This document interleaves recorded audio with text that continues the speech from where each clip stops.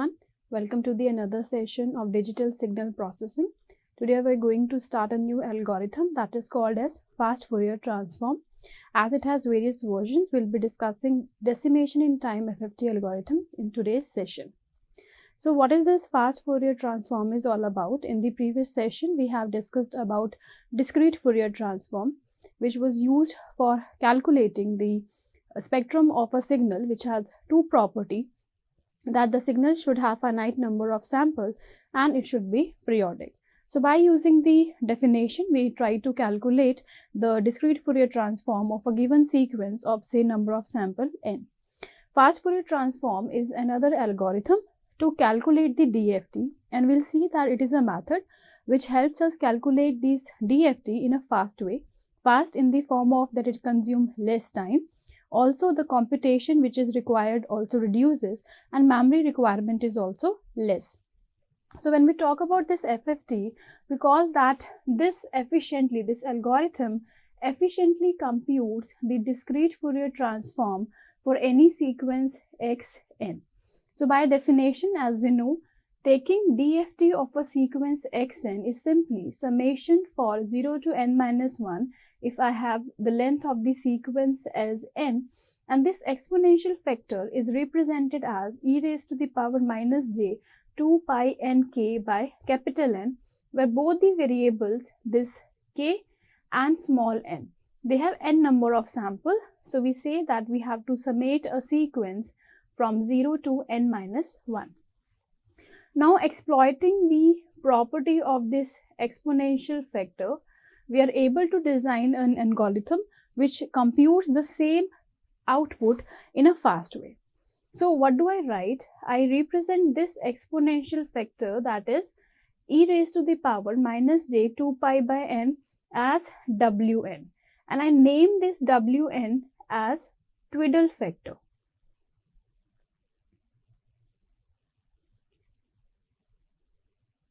This twiddle factor is going to be used over and again in this entire fast Fourier transform algorithm. So this definition of DFT now would be represented in the form of this twiddle factor.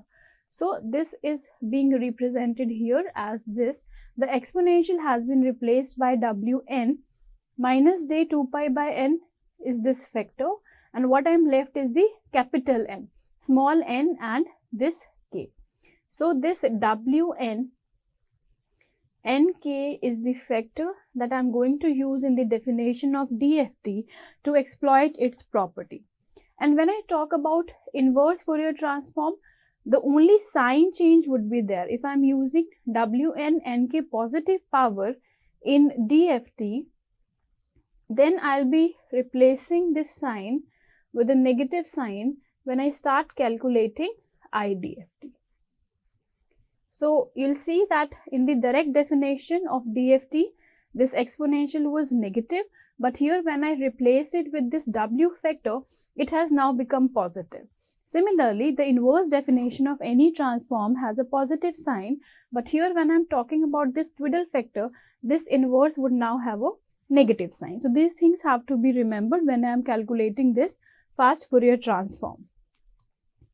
So what do I see here? In these equations, what do I see? That it involves n complex multiplication and n minus 1 complete additions.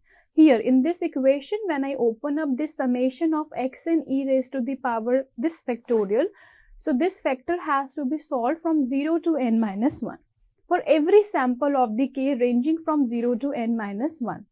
So these many computations have to be performed for one sample.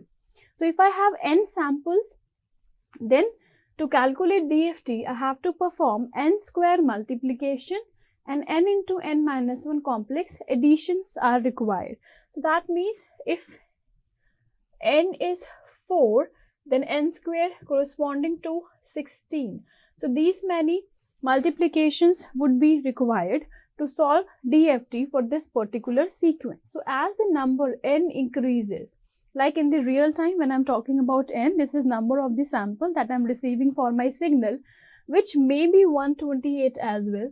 It can range to 512 and it can also be 1024 and even higher for a signal which I need to be very accurate, having more and more number of samples. So having direct DFT would going to cost me a lot in the form of computation complexity also, and time also, and memory requirement would also increase. So we are getting certain shortcut method to avoid so much of multiplication and addition, or in a simple way algorithm calculation that I have to perform. So what do I see whenever I solve this particular expression? I see whenever I open up this exponential for any value of x, I have to solve trigonometrical expressions as well, in which one term is real, another term is imaginary.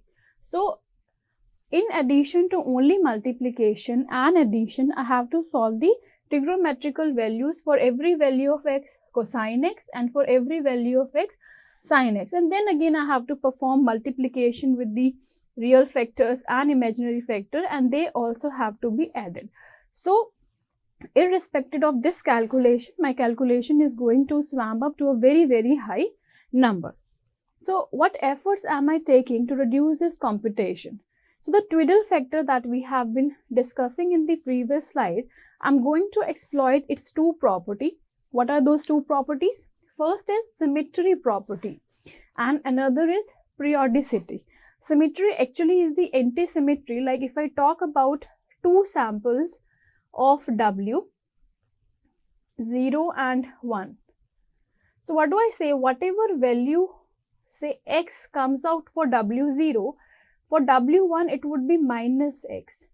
So this is what I call that for every set of W, half of the samples would be reciprocal in the sign of the above samples. This is what I call as the symmetry property. So I can solve for only first sample and negate its value to get the value of the second sample. So I won't have to calculate trigonometrical expression or exponential factor for this second value.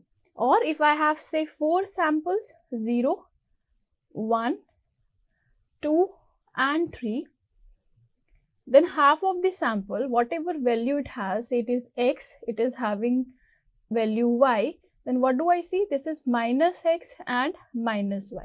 So I'll solve W0 and W1, and whatever answers I am getting, I would negate those answers and directly use for W2 and W3.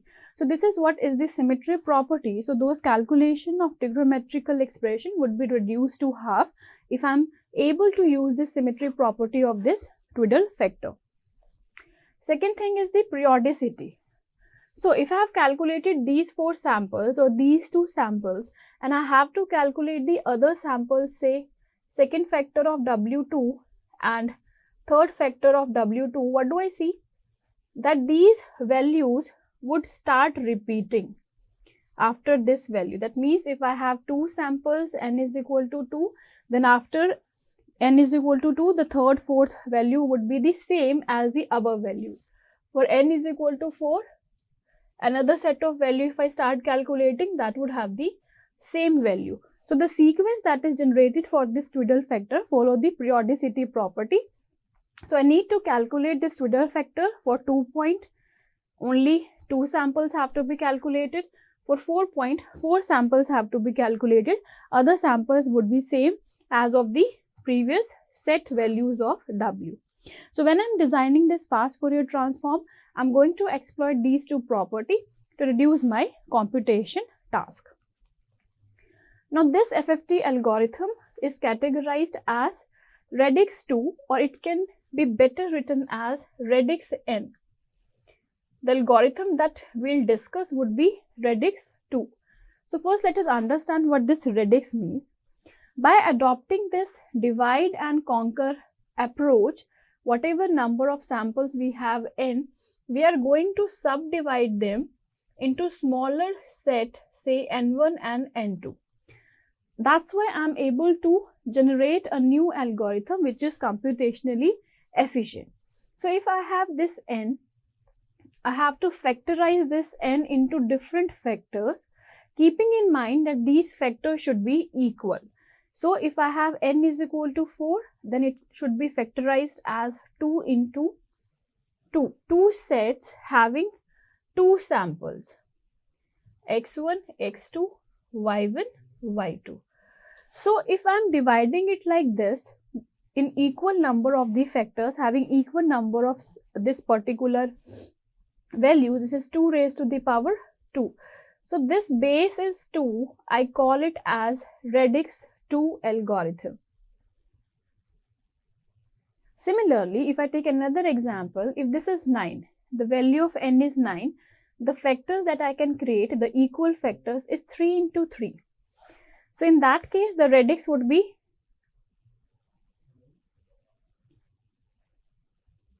3. Similarly, other factors can be calculated. So this R is going to be the radix. If it is 2, I call this as radix 2 algorithm. If it is 3, I call it as radix 3 algorithm. So most popular is your radix 2, and generally we talk about radix whichever is the power of 2. So it can be radix 3, it can be radix 4, it can be radix 8 and so on. So complexity of the graph that we create would keep on increasing with this base, which is called as radix. So another type of algorithm other than radix is decimation in time.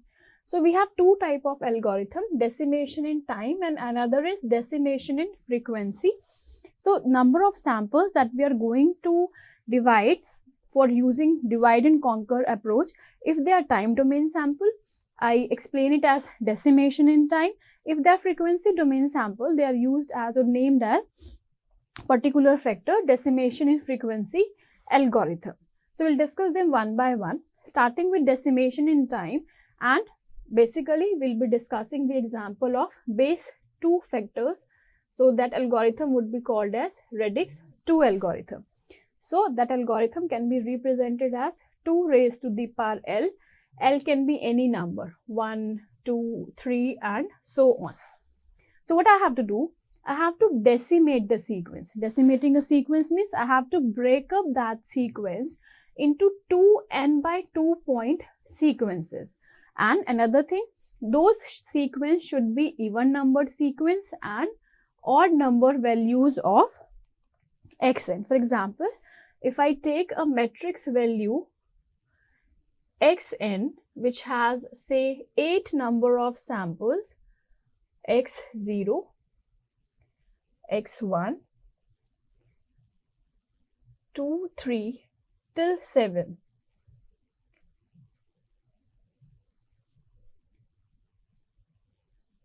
So how to break down this particular sequence? That is the first step in the FFT algorithm.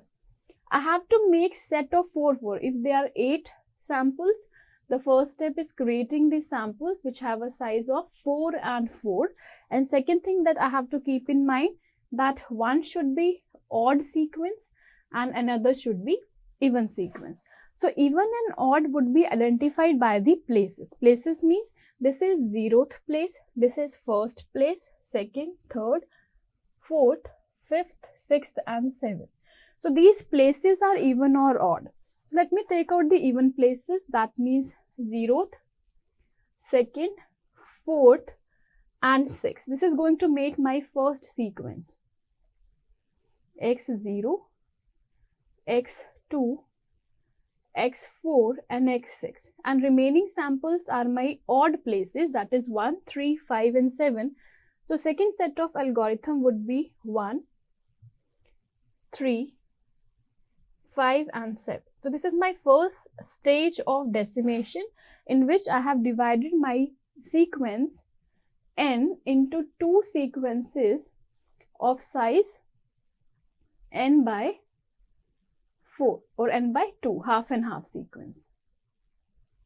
I'll repeat this process till I start getting the other samples. Other samples would be like a set of samples which is further divided as even and odd till I start getting single samples. So again, this is 0th place. I'll divide them as even and odd. So x0 and x4 and x2 and x6.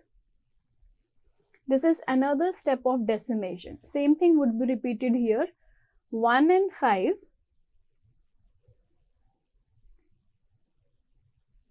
and 3 and 7.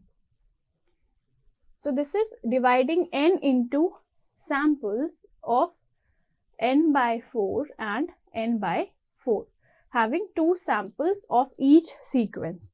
So the last step would only be a sequence which has these number of samples.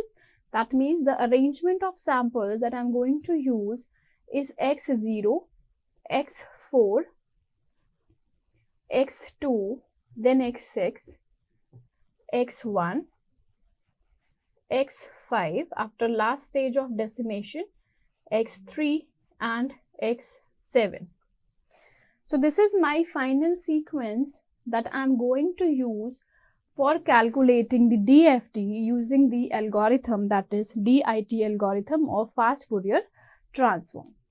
So what do I see? This is algorithm showing all this decimation process, dividing a sequence into n by 2 and further dividing into n by 4, and last sequence has sample as n by 8, 1 sample per input sequence.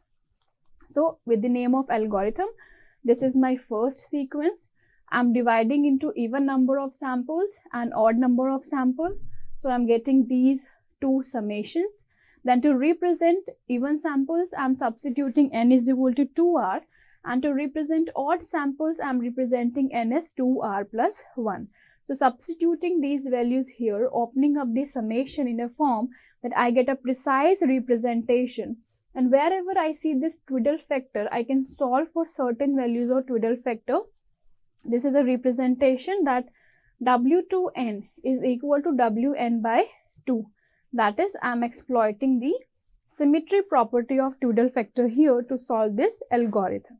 So after first stage, what do I see? These are my half samples corresponding to even sequence, half sample corresponding to the odd sequence. So these step of algorithm are showing my this first stage of decimation. Similarly, the algorithm would be showing me the another stage of decimation, and the third stage of decimation would be repeated.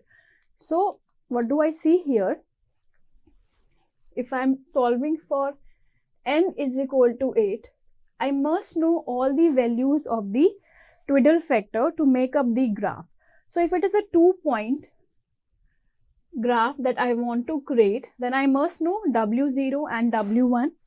If it is 4-point graph I am creating, I should know the value of W0, 1, 2, 3 in 4-point sequence. And similarly, if I am creating 8-point graph, I must know all these values. Again, the property of symmetry is there, 1 and minus 1 for 2-point. For 4-point, this is 1 and minus j, this is minus 1 and j. And for this 8-point, I see here 1, minus 1, 1 by root 2 minus j, 1 by root 2. Here it is minus and plus. This is negative, this is positive, this is negative, negative, this is positive, positive. So I need to memorize only these half of the samples. So I need to calculate this half of the samples, and other samples are negative of these samples. So how the graph would be created? In the first stage of decimation, that is calculating n by 2 point DFT, the input sequence is 0, 2, 4, 6, 1, 3, 5, 7. Let us match up with the decimation state. 0, 2, 4, 6, 1, 3, 5, 7. The same graph is here. For another decimation point, that is n by 4, I am getting 0, 4, 2, 6, 1, 5, 3, 7. That is the second stage of decimation. 0, 4, 2, 6, 1, 5, 3, 7. So this is how I am creating the graph step by step. So after n by 4 point DFT, I get my desired sequence at the output. And this is how the DFT graph or FFT graph looks like. The input samples are x0, 4, 2, 6, 1, 5, 3 and 7. What do I see? I take a set of 2 input points, cross them. This is repeated till all 4 set of these points. This is my first stage. Whatever output I get here, they become input to my second stage. So let me divide it like this. This left pan is my first stage. This is my second stage. Second stage graph would be shown up like this. And here it is third stage, stage 1, stage 2 and stage 3 graph. To every graph, I need to assign certain weights for every property of the line. So if this is my particular graph, I see the weight of first line is W0, W1 repeated all over. The weight of second line is 0, 1, 2, 3 repeated into the down graph, and weight of last stage would be 0, 1, 2, 3, 4, 5, 6, 7. So from this table, I can put up all these values. In the first stage, these values would be used. In the second stage, these values would be used. In the third stage, these values would be used. So this is a complete graph which looks like a butterfly graph. Now this graph is converted into reduced graph. Now here you say all the lines are not having weights. Only alternate lines are having certain weight. Some lines are not having weights. Also, I can see every line, alternate line is weighted as -1 here also. So where these reduction have been brought from? From this graph, I see that rather than memorizing 3 sets of weighing factor, I map all these point, 2 point, 4 point into these 8 points values. Why? Because I see that W80 is equal to W40. W80 is 1, W40 is 1, also W20 is 1. So I can replace all these value in graph with a single value, that is W08. Similarly, talking about other points, W6 and 3 are same, 4 and 2 are same, 2 and 1 are same. So in graph, wherever I am using these value, instead of using these value, I can replace these values from one of the value in the major table, that is n is equal to 8 point table. So rather than weighing my graph on each and every line, I am weighing the graph into the alternate line and weighing the second line with the negative, because I know that W08 and W18, they are reciprocal of each other. These values would be 1 and -1. So here I have assigned no weight, means I am talking about 1. Here I am applying -1, 1 and -1 and so on. Similarly, in first set of second stage, I am not giving any weight, and here I am giving all the weight with alternate lines having -1. So overall, if I exploit these values of twiddle factor, I am able to create a butterfly diagram which also has a reduced number of calculation as compared to full butterfly diagram.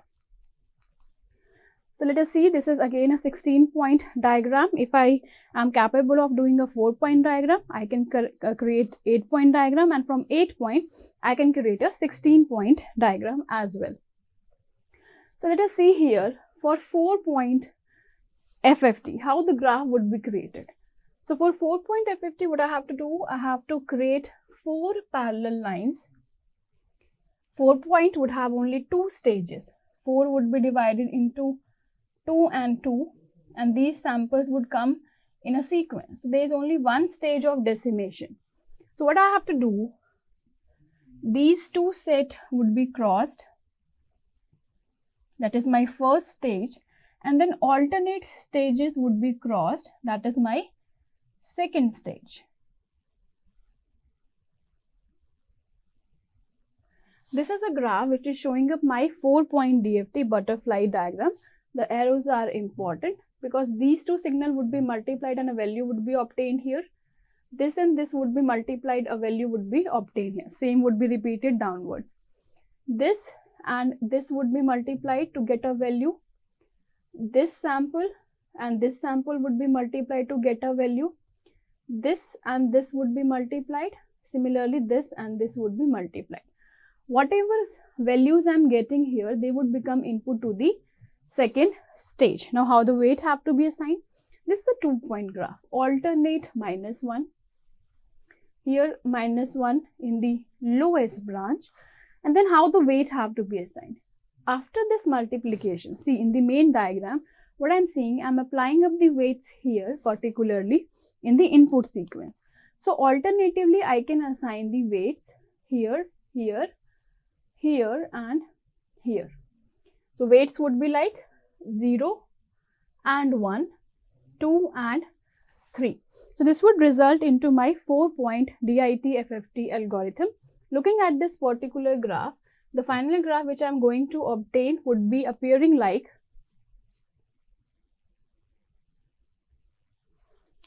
this. So I have given the input sequence. This is 0, 1, 2 and 3. So x0 would come here and x2 would come here. That means 0 and 2 would be input here. Then 1 and 3. That means these 2 points would be the input to the lower graph. This is my first stage where weights are only W0 and W0. In second stage, the weights are W0 and W1. That means I am using only this part of my W's to substitute the value here, and others are negative. That's why I have put up this -1 as this alternate weight here. So what I have to do? I have to take a 0 from here. I have to take a 2 from here, multiply and add. Take a 0 from here, 2 from here, multiply with -1 and add. I'm getting these 2 samples. Similarly, 1 has been taken from here, plus 3 has been taken from here. So 1 plus 3 giving me 4. 1 is being taken from here, 3 multiplied by -1. This is 1 minus 3, I'm getting 2. So all these values become input to the second stage. Same multiplication and addition would be performed, and these would be my final sample. I see that final sample come into the range, that means 0th, 1st, 2nd and 3rd sample. So I see that I give unordered input and I get the ordered output. That means I am giving xn unordered, but I am getting the transform xk sample in an ordered way. Similarly, the same algorithm can be solved for the 8-point DFT. So the graph of 8-point DFT looks like this. This is first stage where I talk about 2-point DFT. In this stage, I'm talking about 4-point DFT, and here I'm talking about third stage, that is 8-point DFT. Alternatively, I'm assigning -1. I'm assigning -1 here in the lower 2 sets, and I'm assigning this -1 into the lower 4 set. Correspondingly, weight would be assigned. This is the first stage. W0s are assigned. Alternatively, here again a weight is assigned, that is W0 and 2. W0 and 2. And here only 4 weights would be assigned, 0, 1, 2 and 3. So stage by stage, I would perform this multiplication, obtained all these samples, would become input to this. Similarly, would calculate samples from the second stage, would become input to this. And finally, I'll get ordered sequence xk as my transform. So you see that in this entire calculation, I have not solved any kind of exponential factor. I have not used any cosine or sine kind of function. If I know I have calculated these twiddle factors, I'm simply putting up those values here in this graph and performing only the multiplication and addition. So in this way, I'm solving out this DIT-FFT algorithm to solve for DFT in a simpler way. Another algorithm to calculate the same transform is decimation in frequency algorithm, which is completely reverse of what we have discussed today. So we'll be discussing this algorithm in the next session. That's all for this session. Thank you.